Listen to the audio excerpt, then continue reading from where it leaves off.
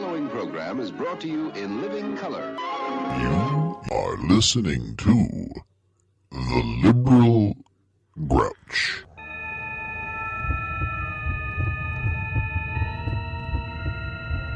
It's a ponderous situation. Are you pondering what I'm pondering? I think so, Dave. But where are we going to find a doctor to hose at this hour? For more than 2 years, a persistent but stupid enemy has misunderstood our desire to live as free people. Long ago, free men stood against a tyrant.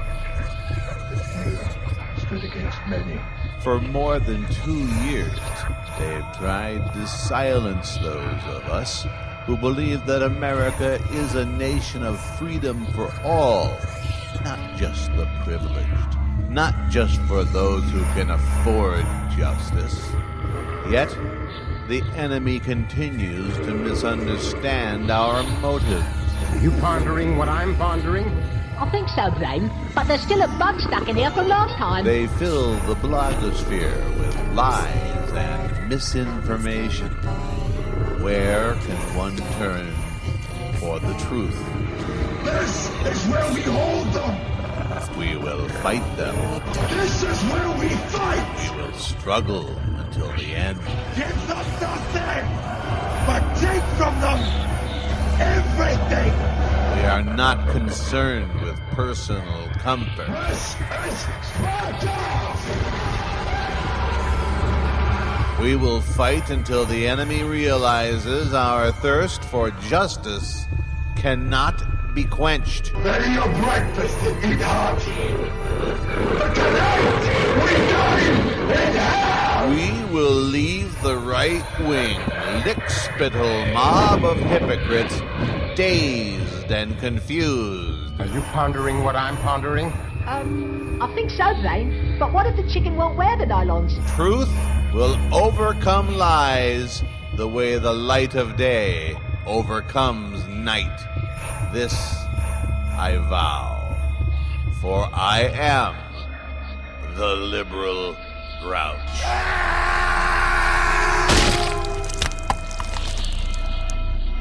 Well, that sounded messy. I'm Bill Schmalfelt, the Liberal Grouch. Welcome to our Tuesday program. It's May 12th, 2015.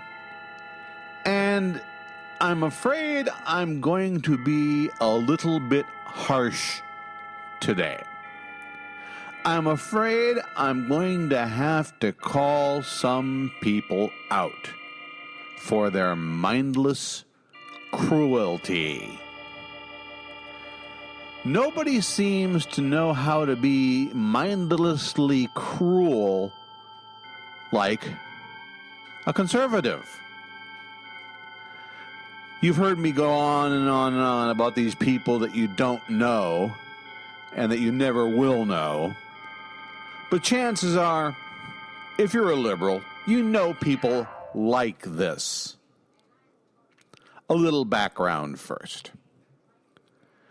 My wife, since 1998, has been dealing with...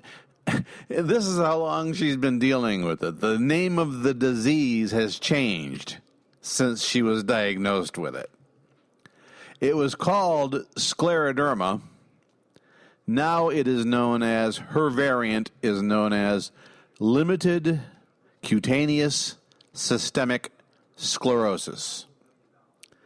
What it means is the body's immune system has basically gone rogue. When the immune system senses a foreign invader in the human body, it automatically sends out collagen to protect the host organism from the invading bacteria or whatever.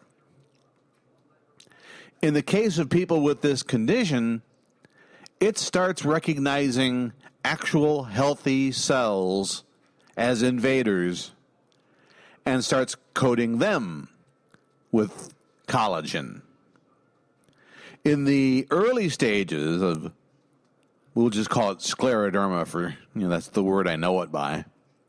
In the early stages of scleroderma, a person gets something known as Raynaud's phenomena. From like the second knuckle of the finger to the fingertip will turn, on all your fingers, will turn white in the cold because your blood vessels in your hands constrict in the cold and won't allow blood to your fingertips. Gail's had that under control for quite some time. It also causes problems with the internal workings. Gail has had gastrointestinal difficulties for quite some time. Only now have they truly manifested themselves as a serious, life-threatening condition. Basically, if you have an internal organ, scleroderma will fuck with it. Her lab tests have shown she has damage to her kidneys, damage to her liver, damage to her lungs. She also has damage to her heart. And that is probably what will lead to the end game in this case. Today I took her pulse, and it was almost 100 just after waking up from a nap. She's showing all the signs, the classic signs of right ventricular failure. The right ventricle is the part of the heart that pumps deoxygenated blood into the lungs to get oxygenated. She is not pumping enough blood to keep herself alive. And this results in a buildup of fluids in her body, which explains the distended abdomen, which explains the pitting edema in her thighs and lower legs. The scleroderma also causes muscle wasting. From the hips up, she's skeletal. From the hips down, from the rib cage down, she's swollen up like a tick. She's weak. She's wobbly. In fact, I've given her my roller walker to use until tomorrow when we can go to the Rite Aid store and get her one of her own. Right now, the biggest danger she faces, other than sudden death, is falling and hurting herself. Her heart is skipping beats to the tune of about, I would say, 3 or 4 beats a minute. You take her pulse and it'll just miss one. And I have made the unpardonable sin. I have committed this never to be forgiven faux pas of daring to mention the health condition of a family member where these evil, twisted, sick, lick-spittle bastards can see it. I have always been the sort of person who, when I was a talk show host, my personal life was always a part of that. When I was a newspaper columnist, I'd write about things as they relate to my personal life, and I reserved that right in my blog. If something's happening in my family, I'll write about it. It's what I do. And if you are evil enough to mock a person for the sort of impending tragedy that we're anticipating here? Well, you've already shown your colors, because since I've known these people, they've been mocking my Parkinson's disease. But truth be told, if I don't get worse faster and fall and hurt myself, I could probably live another 10, 15, 20 years. I'm only 60 years old. What Gail has is something more life-threatening. And apparently, she's not dying fast enough to entertain W.J.J. Hogue, Patrick Grady, and their band of foul, evil, filthy readers. Let's see how long it takes you to recognize the hypocrisy here. I'm going to read from the comments section of Patrick Grady's The Thinking Man Zombie blog from this morning. And we'll start about 3 or 4 down. The blog post itself is just a headline. It says, "Good morning, dumb fuck." He does that every day. And then this clown who used to call himself Kimberlin Unmasked until he had that account taken from him, and then he had another account taken from him, and then he had another account taken from him.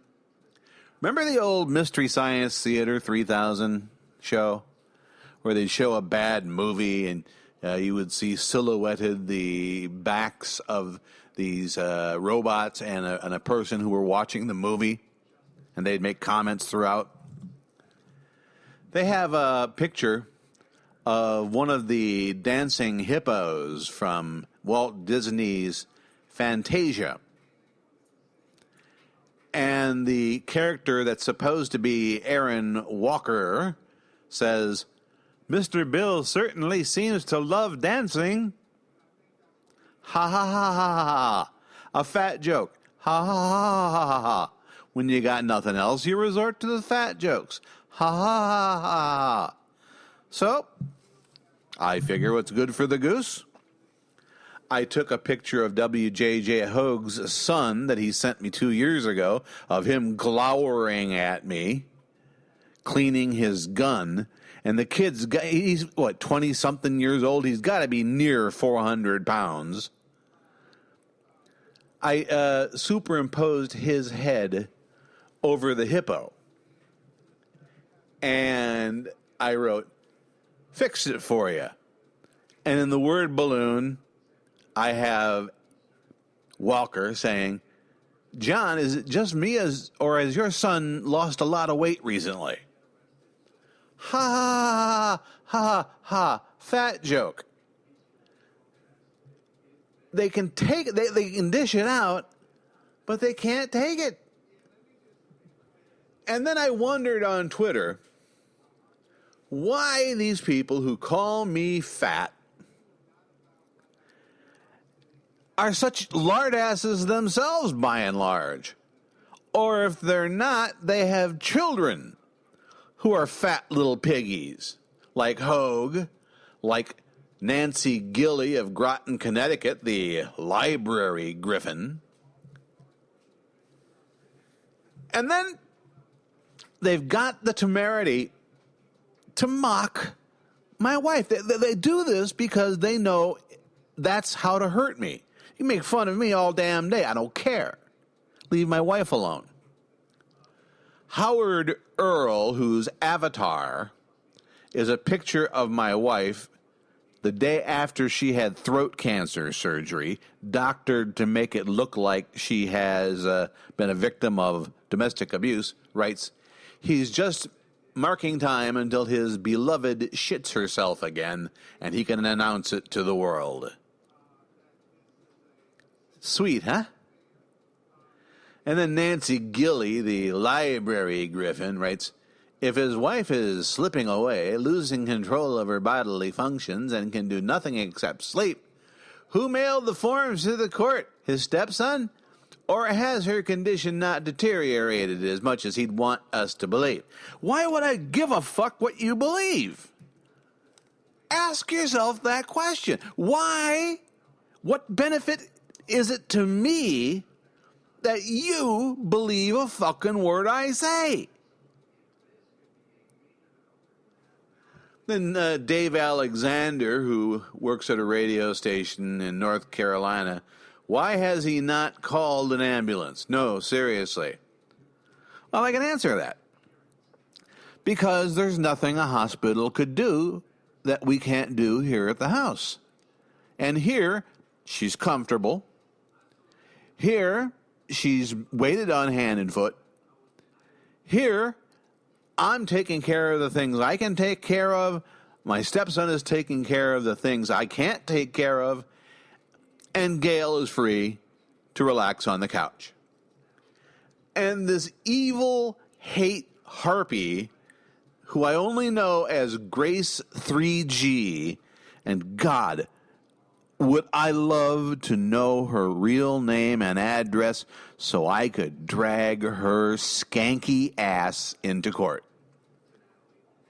He writes, or she writes, I know, right? If he's just sitting there watching her slip away, no control over bodily functions, doing nothing but sleeping all day. By the way, I never said she did nothing but sleep all day. I said she sleeps a lot. Get it right. He is one sadistic bastard for not getting her somewhere to be cared for and appropriately looked after. If she is truly in final end stage dying, as he has stated, and he'll simply, and he's simply not just lying and attempting to garner sympathy once again, why in the fuck would I want sympathy from you? The most disgusting, despicable people I have ever had any kind of contact with. What good would your sympathy do for me, for my family? Nothing. You have nothing that I want.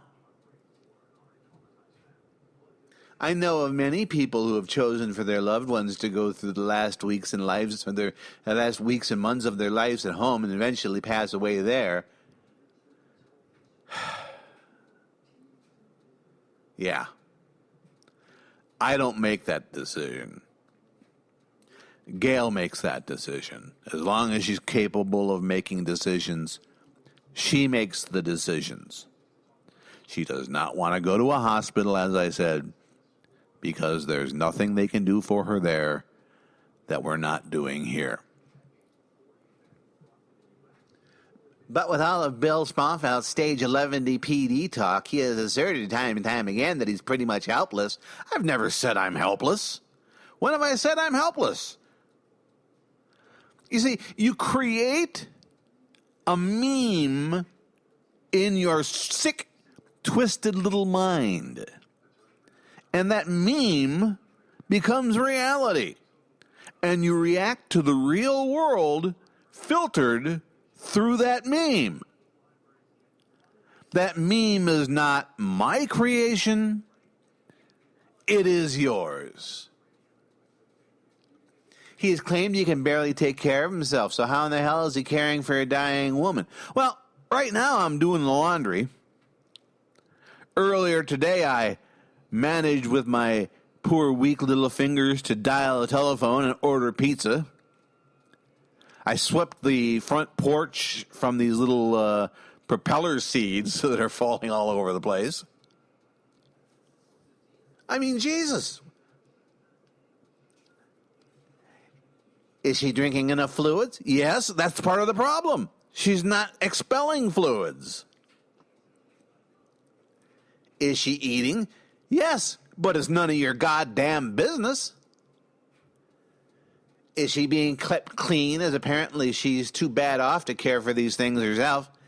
She can take her own showers. She's not immobile. If he's not lying about GS's condition, someone needs to get her the help he is obviously unable to provide and obviously unwilling to get for her himself. Grace, it's none of your fucking business. With that said, everything BS says must be taken with a grain of salt. He said so himself. No, that's not what I said. I said I don't do investigative journalism anymore because I don't trust my own research skills anymore. You lying twat. And like I said, I poked a little fun at the fat asses who I do know surround people like Hogue and people like Grady. And I asked the question on Twitter, why do these people who find such a great pleasure at mocking my weight, why are they such fat asses themselves, or in the case of Hogue and Nancy Gilley, have little piggies for children? Now, assume you're involved in a Twitter flame war. And somebody says that about your, what is she, like 10, 12-year-old daughter? What are you going to do? Well, it was wrong of me to say it. I admit that. It was wrong of me to write it, but we're not dealing with real people here. This is from Nancy Gilley of Groton, Connecticut. I just told my daughter that Bill thinks she's fat. She curled her lips slightly and then went back to her reading.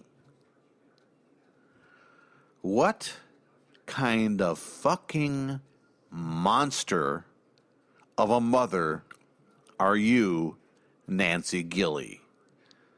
Not only are you a lard ass yourself, with yellow corn-on-the-cob teeth and a permanent stupid expression on your face, you told your daughter that some guy on the Twitters thinks she's fat. She'll be explaining that to an analyst someday.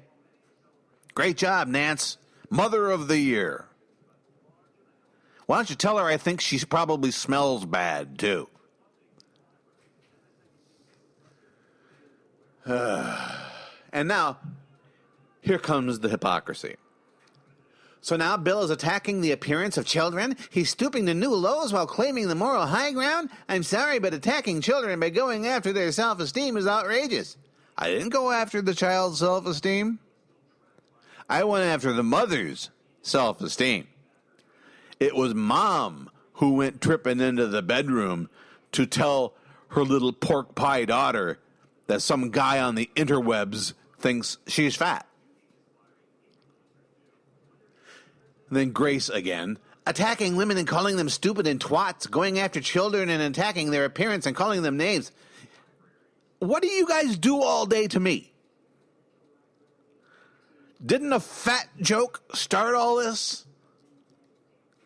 Isn't that attacking appearances?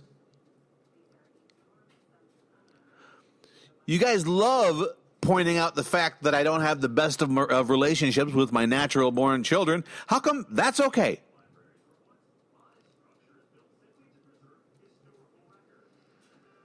Then Grace continues, gotta love how he judges and ridicules others for making fat jokes and or just generally referring to his fatness, and then immediately turns around and insults others about their weight. Honey, it's called fighting fire with fire. It's called when somebody throws shit at you, you throw it back. Oh, and look, now Nancy has posted a picture of her child. Yep, she's a little pork pie. She's a little chunk. She's going to have to work on that if she doesn't want to be a little fat ass like her mother.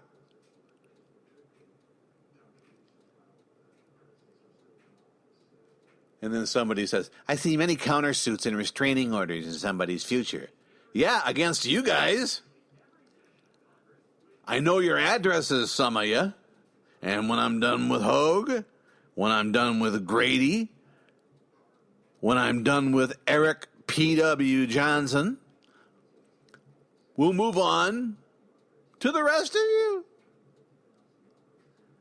And then Colonel Victor Troll Poker, who until today, his avatar was a picture of a Marine with Gale's face and a black eye.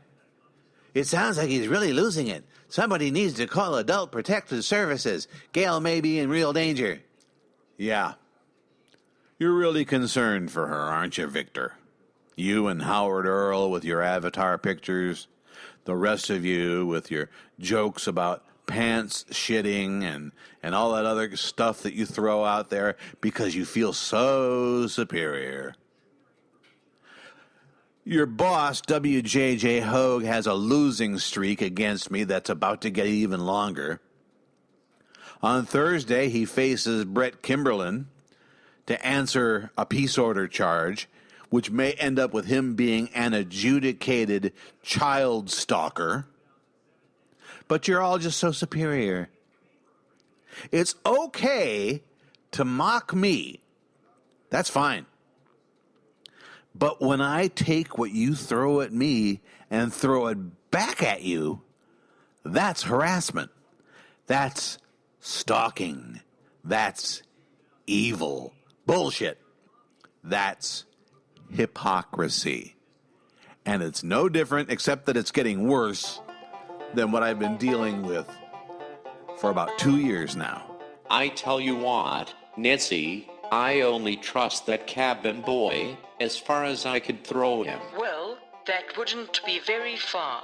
He is so very fat. Giggle, giggle, giggle. You are absolutely correct. I do not believe there is a fatter person in the whole wide world. It's probably all those foot-long hot dogs he eats. Oh, he loves those footlongs. And don't forget the mayonnaise. What's the deal with the mayonnaise? Sure, remember, the mayonnaise is a visual representation of the bodily fluids excreted by the foot-long hot dogs, which aren't really hot dogs at all, but are metaphorical representations of the phallic objects that remind the cabin boy of his dead twin brother. This is why every time we insult the cabin boy, there must be some reference to footlong and mayonnaise. In the cabin boy's case, I would be more likely to compare him to a Vienna sausage.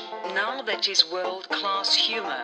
You know he is faking his Parkinson's disease. Of course he is. I know someone with Parkinson's and looks nothing like the cabin boy. How could he not be faking it? He has to be. Have you ever seen how quickly he types? No. Me neither. But there is no way a person with Parkinson's can type that fast. One of the other people in the comments section said that the cabin boy wrote 11 billion Twitter posts in one day. Wow. No way a person with Parkinson's could do that many. Amazing. Astounding is what I would call it. That's a good word. All I can say is, it is the good folks like you and me that keep the cabin boy from unleashing his unspeakable evil onto the world. Can you imagine what would happen if he were to unleash his evil? Notice how he always talks about poop? It's all he ever talks about. I used to wonder why so many people who write about the cabin boy say he likes poop. I used to wonder about that, too. Well, wonder no more. For he once wrote a column for the Daily Cuss in which there was a passing reference to anal sex. Passing? Like in passing gas? Yes, it was a 2,000-word article, but 175 words dealt with consensual anal sex between a man and a woman. Sweet, heavenly mother of God.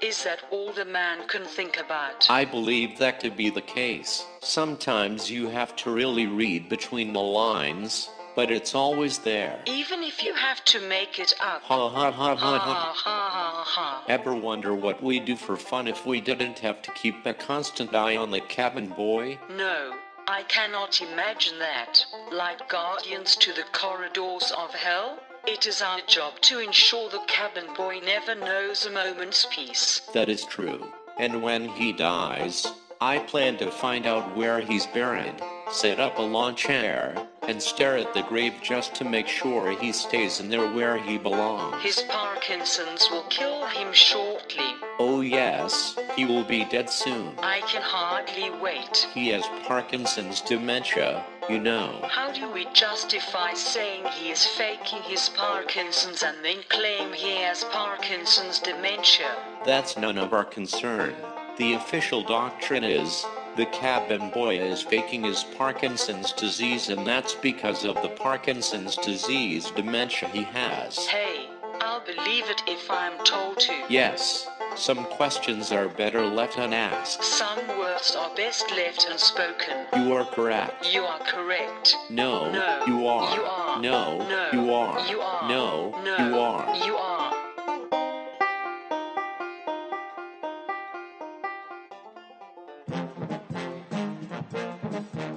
You like audiobooks, don't you? Of course you do.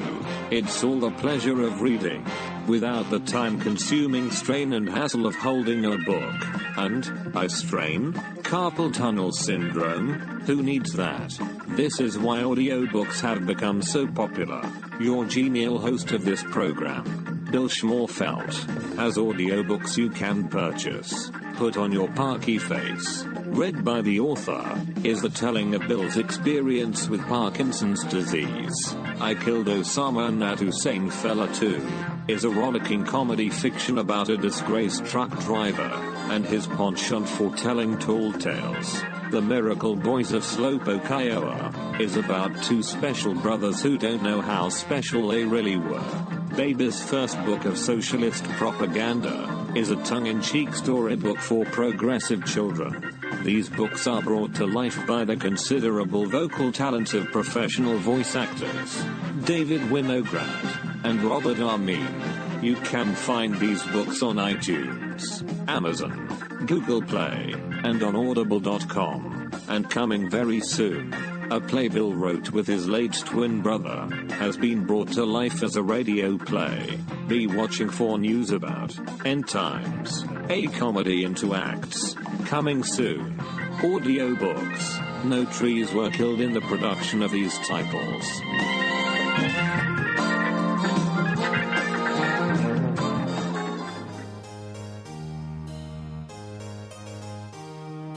Have you seen the little hoggies crawling in the slime?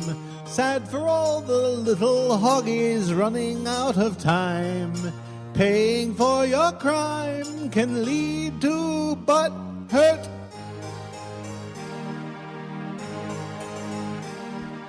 Have you seen the daddy hoggy in his nice bow ties?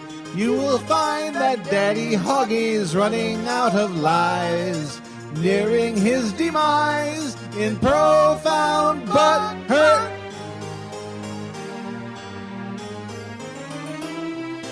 In their styes with all their shucking, they don't care what goes on around. With their lies, you see them sucking what they got's a damn good fucking.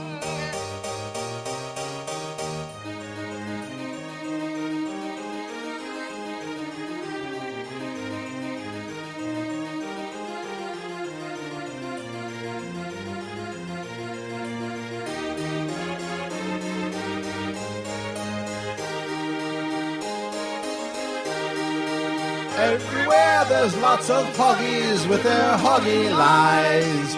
Even Hoggy's giant boy child with his chafing eyes, hoping daddy dies while he has money.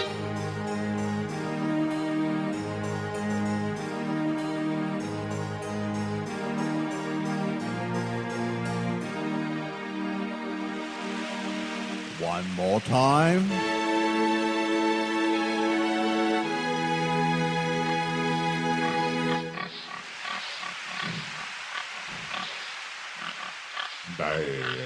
Daddy, they did a song about us. Be quiet, you fool! Ow. You are listening to What happens to people in their lives that turns them into such vengeful, prevaricating, hateful people. I was raised right, I guess, because even now I can't bring myself to hate anybody. I'm disgusted. I feel like I have just been covered with garden slugs. But these people seem to enjoy inflicting emotional pain on someone, and they don't even know why. They, in their minds, have created a soap opera character. And that character is me. And I am a villain. And therefore, I must be dealt with as such. You know, like a pro wrestling bad guy. When he's in the ring, he's a bad guy. But then, you know, the next day he's at a charity event. Mad Dog Vachon was one of the nicest guys in the world, from what I understand. He was a wrestler when I was a kid. He had his throat cut ear to ear by a little old lady with a can opener at a wrestling match in Iowa once. He survived. Nice scar. It's you people who take this entertainment that scumbags like Hogue and Grady feed you and believe it's real. Of course, it takes the proper state of mind to be evil. Can one hold a person who has real difficulties with cognitive thinking responsible for this sort of behavior? Somebody like The Aaron Worthing Story. The liberal Grouch brings you this documentary look into the life and childhood of America's most useless lawyer, Aaron Worthing. How did he go from obscurity as a child to loathsomeness as a religio-fascist, racist bigot today? Here to tell the story is our own Hector de Peoples. Raising Aaron Worthing, was not an easy task for his parents, Aaron and Aaronetta Worthing. Former next-door neighbor Brutus Ragdish smiled as he recalled some of the antics of the young Worthing lad. Those were the days. I remember back in the, when was that again? The mid-60s or something? Everything kind of runs together now. It's hard to pin things down to specific dates. But I do recall when we lived next door to the Worthings, and I'd just sit in my backyard and watch through the chain link fence that the state said the Worthings had to put around their property to keep their boy in. And they had a dog at the time. It was a small sort of pit bull mix, pit bull and Chihuahua. And that boy Aaron would come out and just poke his finger in that dog's eye every morning. At first, the dog would just kind of, yike and kind of scurry away. And then when the dog saw young Aaron coming out in the morning, he'd just run and hide. Aaron wasn't the sharpest lad, and he thought that the dog was just disappearing on account of his not being there where he was supposed to be. But eventually, it dawned on him that the dog was actively hiding from him, so he found the dog's hiding place underneath the porch, crawled under there, dragged the dog out, sat him down in front of him, and started poking him in the eye again, over and over and over over, poked that poor little dog in the eye till the dog couldn't stand it anymore and bit him. I mean, he bit him real good, too. Took out a chunk of his face, as I recall. And Aaron went running up the steps, and I could hear him inside the house screaming that it was his pet, and it was his First Amendment right to do whatever he wanted to that dog, and that dog did not have the right to bite him, and that his mom and daddy ought to do something about it. And I'm damned if the daddy didn't come outside with a shotgun and scatter that poor little puppy all over the front yard. I don't think they raised the boy right. It's part of the problem. Never was quick on the uptake, though. Oh, the times I could get him to come over to the chain link fence and ask him if he'd ever seen a worm crawl through a chain link fence, and he'd get his face real close, and I'd lower my zipper, and he never caught on. Okay, when are we going to start recording?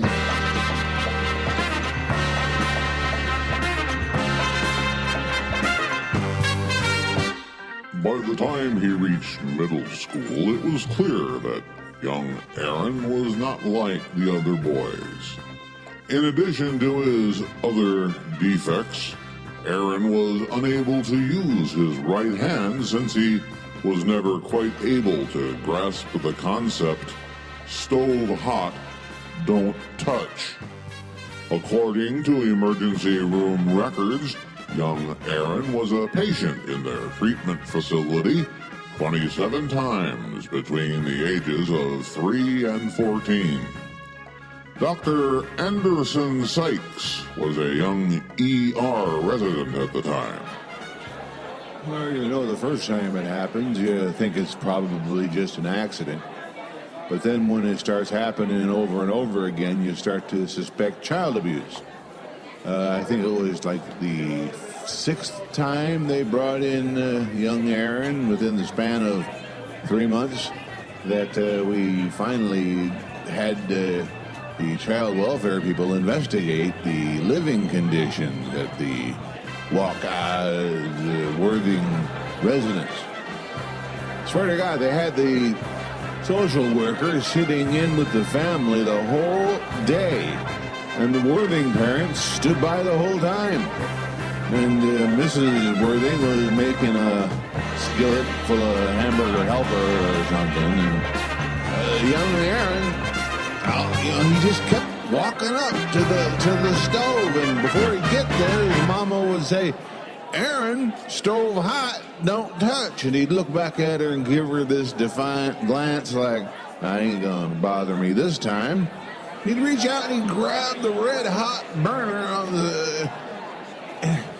We thought about taking the boy out of the home then, but the parents were not at fault per se, but they did suggest, the social workers, I should say, did suggest that they come up with some way to keep Aaron out of the kitchen, which I guess they finally did by shipping him off to the state home for dull boys. You know, it's not like they didn't try. They put like one of those the childhood fences that they used to keep a dog in a room, but he was clever enough to figure that out. So they tried to use a leash on him and just, keep him confined within a 6-foot space of his bedroom, but he ended up almost strangling on that, so that idea didn't pan out. So the only choice left was the state school, and they took him. As things turned out, I don't know if that was a good thing or a bad thing. He's still alive anyway. If such a life can indeed be referred to as living.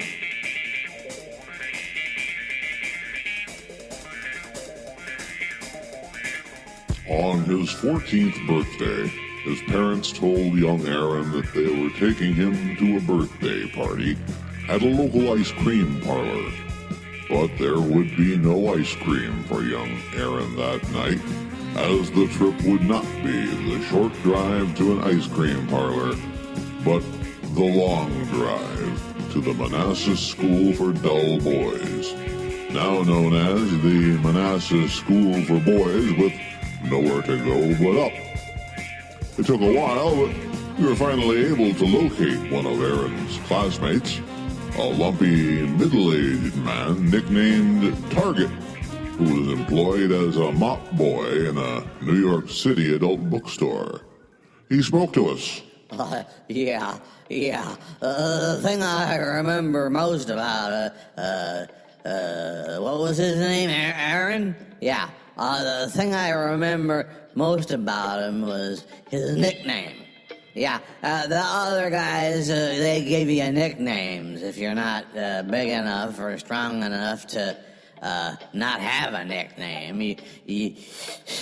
You got assigned a nickname, and that was your name. That's how even the teachers should call you that.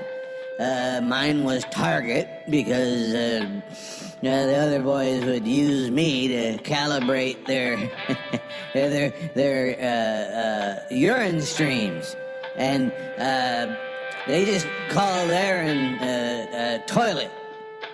I don't think I need to really go into specifics why, but that's what they called him. It was the Toilet. I must say I was a step higher on the social chart than Toilet was, and I look back at it now with a little bit of shame, because it took him forever to learn something, and that's why it was necessary, I guess. The teachers didn't have nothing to do with him, and it was necessary for the other students to enforce the standard pecking order, or pecker order, as they used to call it, to enforce that order to show Aaron that, or Toilet, where his place was in the line of things. And every time I think of him, I think of him being used as a toilet. It still makes me chuckle every time. By the way, why are we calling him Worthing? His real name is what? The production company was forced to buy new shoes for the camera crew after their visit to that adult bookstore. The Worthing family learned to their horror that shortly before his 18th birthday, young Aaron managed to chew his way through his leather restraints and escape into the Manassas night. He apparently tried to find his own way home, and it was only after receiving a phone call from a gas station owner that they learned that young Aaron had found his way to the town's center, claiming he was a fireman, a spaceman, and a cowboy. Howard Clower was the station attendant that night. Back then, we had one of them grocery stores across the street from the gas station, and it had them little mechanical rides for the kids on them. And you drop in a quarter and you ride for a little while. One of them was a pony, and one was like a little rocket ship, and another was like a fire truck. And I don't know where he got all the quarters, but this little boy was, he wasn't a little boy, he seemed like a little boy, but I guess he was a full-grown man. He was going from one of them machines to the other and riding them for as long as they would allow him to ride for the quarter, and then he'd move on to the horse, and then to the fire truck, and then back to the rocket ship, and giggling like a little girl. I never saw a person having so much fun. So the station owner, he crossed the street and asked the young man what he was up to, and he told him he was a spaceman and a cowboy and a fireman. Didn't take much to figure out that he had escaped from the school of the dull for dull boys. So we called the school, but the administration said that since he was 18 and technically an adult, there weren't nothing to do about it, and he was free to go anytime he wanted to. So we just learned his real name and called his parents and let him sleep in the garage until about a week later when his mom and papa showed up for him.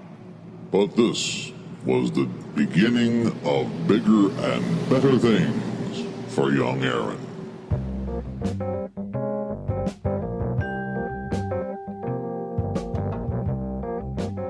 On their drive to Manassas to gather their son, the Worthing parents, who did not reply to several requests for interviews, discussed the lad's situation. The elder Worthing said there was only one place, one profession, where a lad of Aaron's unique disability and inability to learn, even when the result of his repeated mistakes would cause unimaginable pain and torment, could hope to succeed. And that was the law. Papa Worthing pulled some strings, greased some palms, and got a law degree in the mail from a company calling itself Yale University Law School Diplomas Incorporated. Now all his son had to do was pass the Virginia bar examination. But when Aaron walked into the exam room, all hell broke loose, as we hear from exam proctor, Dr. Harold Lint. Do I remember? How do you forget something like that? I tried to forget it, but I can't forget it. We had this classroom filled with 20 or 30 young law school graduates who all they needed to do was pass the bar exam, and this young, what are you calling him for the, you're calling him Worthing, fine, whatever. He walks into the examination room and he sees all these other students, and right away he urinates in his pants. Standing there dripping like a tree after a rainstorm, he starts screaming the word toilet, toilet, toilet, over and over again, and he dove through the nearest window. And we never saw him again. And frankly, I'm glad about that. That doesn't bother me at all. How is he doing, by the way? And therein lies the rest of this tale.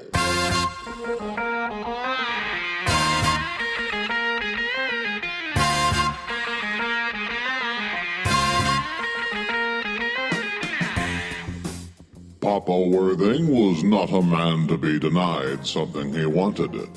More palms were greased, more chips were cashed in, and the state legislature passed a one-time only exemption, allowing young Aaron to take the bar exam in his bedroom, using his computer with an actual lawyer sitting by his side to give him the answers. Even with this assistance, young Aaron barely passed the examination by the skin of his teeth.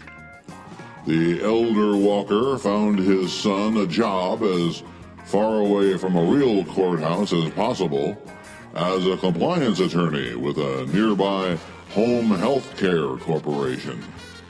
He purchased a fine mail-order bride, bypassing the readily available bride factory in the former Soviet republics, and choosing a plump, well-fed, compliant girl from the Philippines to be Aaron's life partner.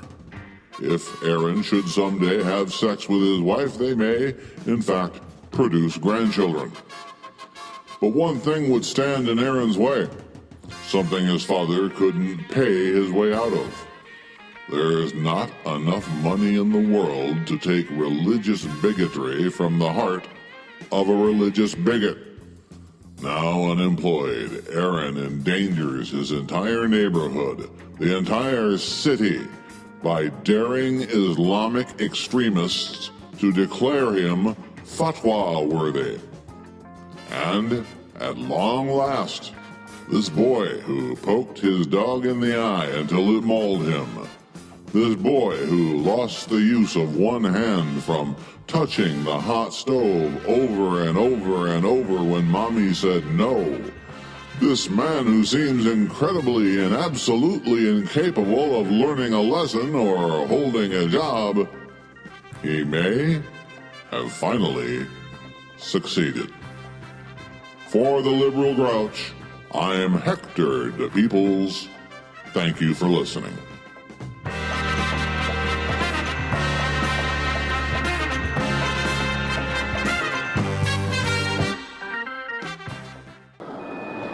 One is wrong because he does right. One is right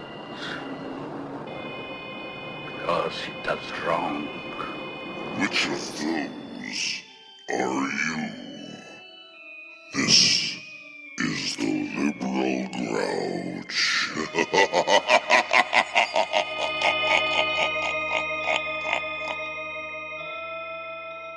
Now hold on there for one damn minute, before you buy that delicious Milky Way candy bar you've been craving all day. Ask yourself this question: do I really need this candy bar, or does the Liberal Grouch need and deserve my financial support? That candy bar will probably be all dry, with the chocolate turned all white and crumbly anyway, and for the price of just a couple candy bars a week, the Liberal Grouch can continue to provide you with this outrageous counterculture, left-wing comedy, and pursue his takedown of the right-wing oligarchy. So, Fatso, what's more important to you? Keeping the nation from turning into a right-wing, fascist, theocracy, plutocracy and oligarchy, or having that goddamn candy bar? Make your choice. Then go to www.theliberalgrouch.net and hit the PayPal button.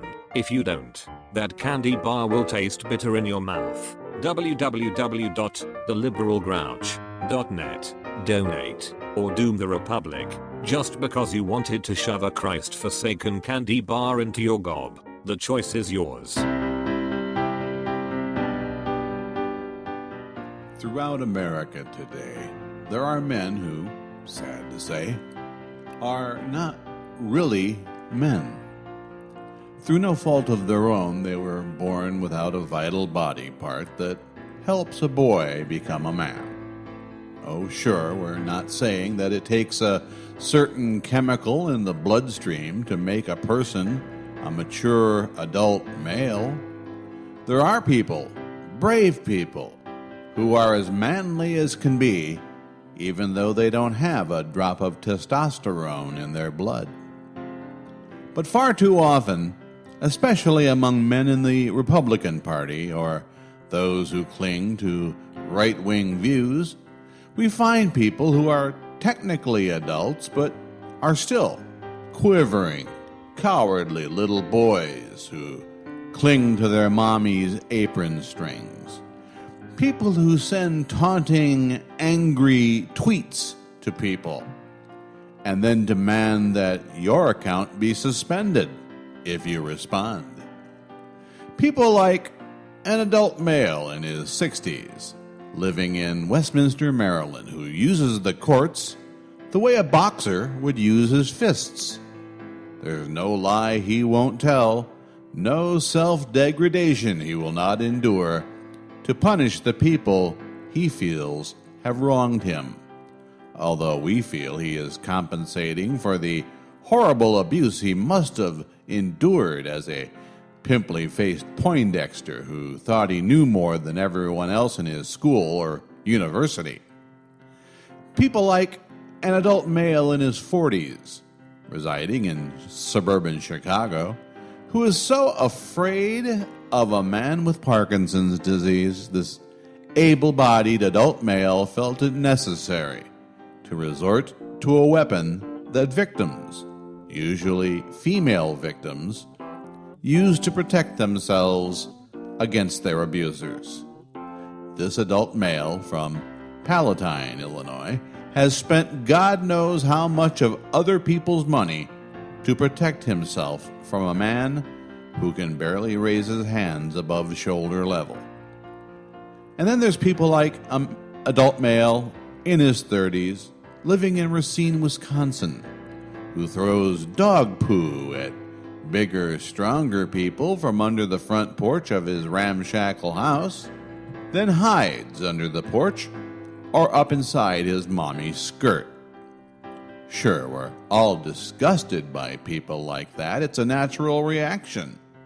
These people who choose the road of cowardice, who insult others at will, but then cry when they are insulted in return.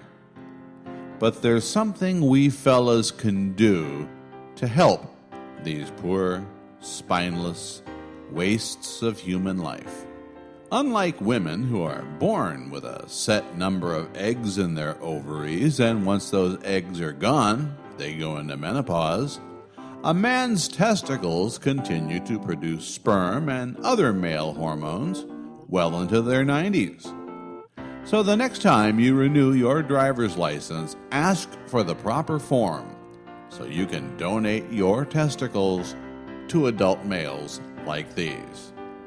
For each set of testicles you donate after your death, the Nuts for Nitwits Society will donate a cadaver scrotum, so the recipient of your gift will have some place to keep it. We can't promise that every recipient of a testicle transplant will grow up, stand on his hind legs, and start acting like a man, but there's hope.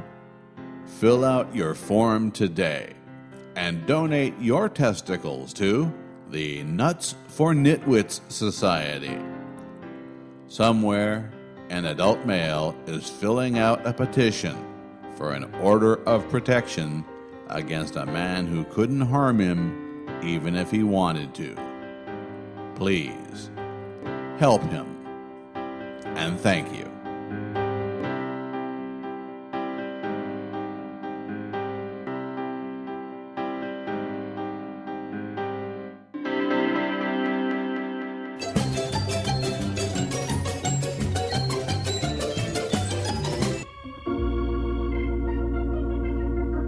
Did you hear what the cabin boy did this time? Oh God, now what? I bet it was awful. Oh, it was awful.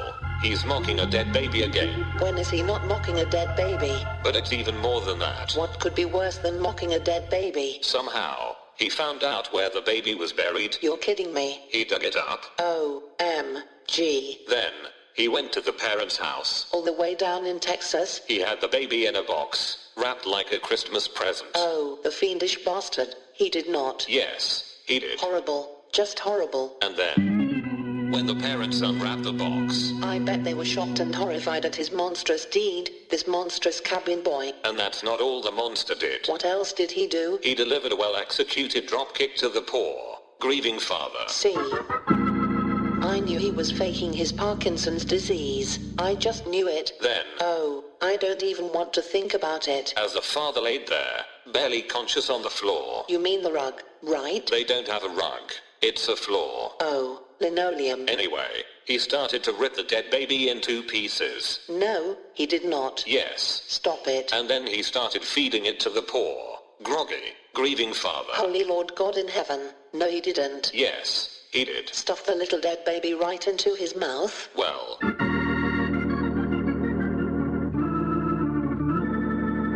I heard he did. That sounds evil, even for the monstrous cabin boy who has been faking his Parkinson's disease. Did you read this on the dead baby's father's blog? Didn't he write a blog post about it? If he did, I don't remember hearing anything about it, until now. Oh, well, it sounds like something he'd do. Oh, without a doubt. The cabin boy is evil. Evil. Evil personified. So very evil. The most evil ever. Quite evil indeed. Indeed. I've never seen such evil. I never believed such evil was possible. He should go to jail with the terrorist bombardilla. But there you go. He most certainly should. Yes. Yes. Yes. Yes. Yes. Yes. Yes. Ditto. Ditto. Ditto. Ditto.